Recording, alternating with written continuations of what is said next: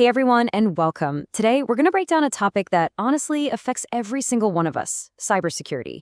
It can sound super complex, maybe even a little intimidating, but I promise by the end of this, you'll see it's something we can all get our heads around and, more importantly, put into practice. So let's just dive right in.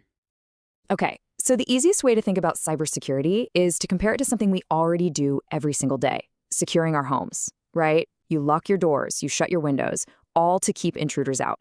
Well, cybersecurity is exactly the same idea, just for your digital life.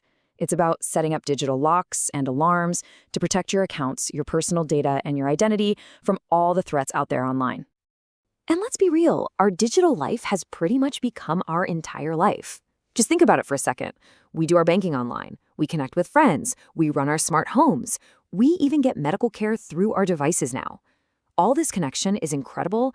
It's opened up so many doors, but it's also created a ton of new vulnerabilities that just weren't a thing a generation ago. So how in the world do we protect this massive digital universe we've built?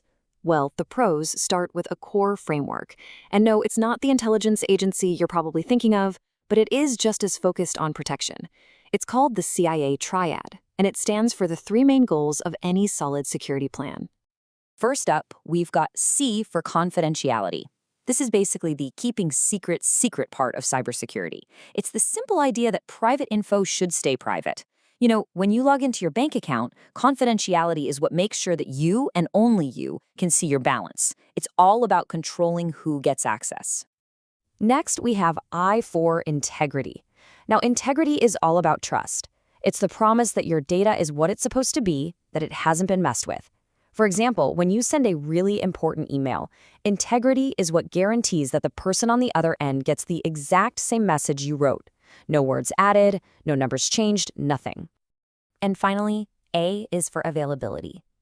This one's really straightforward, but absolutely critical. Your stuff has to be there when you actually need it. Availability is why you can check your email at 3 in the morning or pull up your GPS whenever you're lost. It's all about making sure systems are up and running, ready for you. All right, so now we get the defensive game plan: confidentiality, integrity, and availability.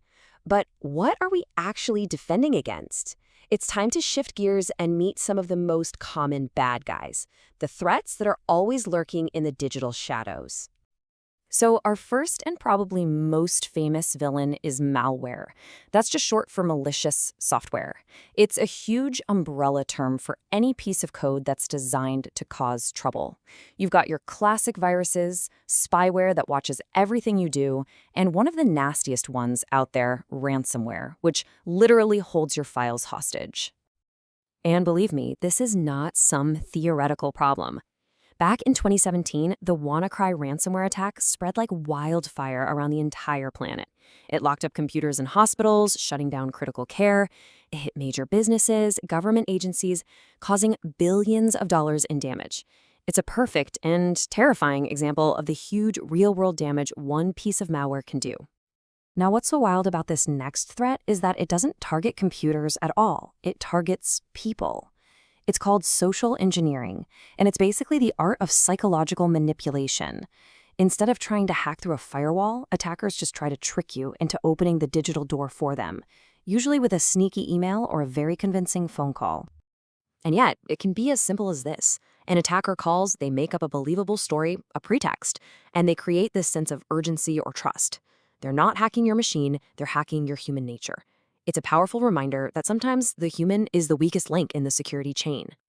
Okay, so we've got the good guys principles and a whole gallery of digital bad guys. But so what? Why does this endless cat and mouse game actually matter so much? Let's zoom out and look at what's really at stake here, for you, for businesses, and for all of us. For you as an individual, it's about protecting your identity, your money, your privacy. For a business, it's about keeping the lights on and making sure customers can trust them. But for society, wow, the stakes are even higher. We're talking about national security, the stability of our entire economy, and even protecting our democratic process. It seriously touches everything. I know this can all sound like a lot, maybe a little overwhelming. But here's the good news, the really empowering part. Every single one of us has a role to play in making the digital world safer. Whether you want to make this your actual career or you just want to protect yourself online, you can absolutely be part of the solution. And for anyone who thinks this stuff is fascinating, cybersecurity is one of the fastest growing fields out there right now. There are so many different paths, from the security analysts on the front lines hunting for threats, all the way up to the chief information security officers, the CISOs, who set the security strategy for huge global companies. But listen, this right here might be the most important takeaway of this whole thing. You do not need to be a professional to be a defender. Seriously, good cybersecurity isn't just for the experts in a dark room somewhere. It really starts with the simple, everyday habits and choices that each one of us makes. So, as we wrap this up, I want to leave you with this one thought. After everything we've talked about, the principles of defense, the kinds of threats that are out there, your digital security is truly in your hands. So the only question left is, what's your first step going to be?